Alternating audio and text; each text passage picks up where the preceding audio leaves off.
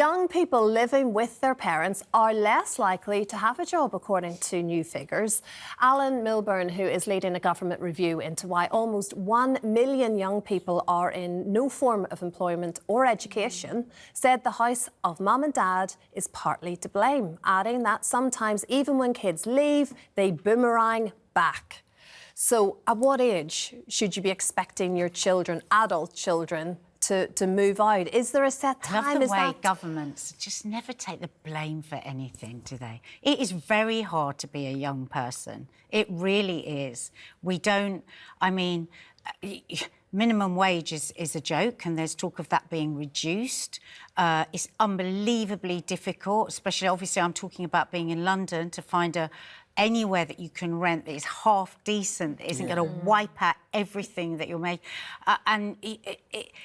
I don't think our schools, so many of our schools are suffering, and like you see teachers and kids are leaving school without the education that you would wish for each child. So and just being considered an adult at 18, that's so young. Exactly. Isn't it? And the thing is, a friend of mine's daughter, very, very smart, did really well at school, went to university, did excellent university, got first, a first, all of the things that you're supposed to tick, tick, tick to be the very best and to have a life that's sorted out. She just broke down. She said, you know what, I was just too young. I was like a baby bird leaving the nest. And she had so many knock-on problems from that since. I think I think every child is different, and I think to just have a stock age of when that child depends where you live, what the situation is. And I think just this blame culture of young people is like, oh, boomerang, they haven't got a job, they'd all come back. I don't agree with that. I think just as long as you can, as long as you are able to stay together, I think just those few more years, you get a stronger person going out. I love the thought of my children coming back. I mean, I don't want them to leave at all, I want them... But then there's another side of it of we need to empower them to be independent and to start to create their own roots and, not rely on us as much. Sometimes when they leave too young, they actually... It's so young. I mean, how old were you? Well, I was just going to say, I think that was me. I think I did leave too young. I left at 17 and my mum and dad would have let me stay as long as I wanted and they didn't want me to leave. And I think, I lived in a very small village and I read a lot of books, had a big imagination, and I wanted to go out and see the wide world. But now I'm a mum. 17 to me is a young girl, not a woman. Can you sympathise with what your parents were feeling at that time, I bet, at this stage? mean, that would mean Belle leaving home in like 6-7 years. I couldn't imagine that, My kids still have a single bed. If you had your time again, would you have not gone at that age then? Did you feel it did anything negative? I think... when you talk about, letter to your younger self, my younger self wouldn't have even opened the envelope, because she knew everything. So I think that's the thing. Like, sometimes you have to go out there and do that yourself to really understand that. And a lot of the things I've understood, I didn't understand until I became a mother. Yeah, that makes sense. It's a hard one, because for me, I moved out when I was 17 because of, circumstances, and my mum wasn't well and housing issues and things like that. And I think because of that, it's impacted how I parent. So, especially over these last years, where things have really changed for me. I'll say this right, I feel like I'm going to cry, but I won't cry. Get me through it. But I was always wanted to have that foundation for my children, that there was always a home for them to come back to. Because my mum was unwell and she was in, like, this kind of, like... semi-independent when you've had like strokes and so on and stuff with all the little emergency buttons.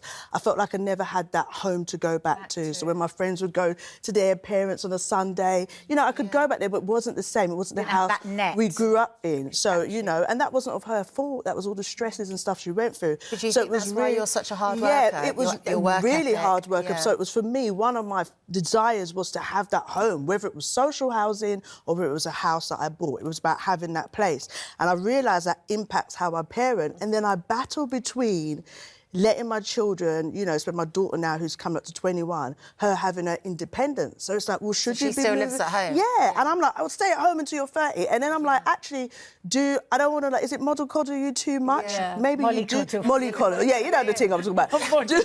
Do I want you to kind of move out? That one. Yeah. I'm going to adopt When is the stage when we've done that too much and you're stopping them from having that independence? But then I have to remind myself, I have created a space that if they do fly the nest, that's the right line, they can still come back. But it's just very important for me to... That's always the line as a parent, isn't it? Where am I Where am I like strengthening their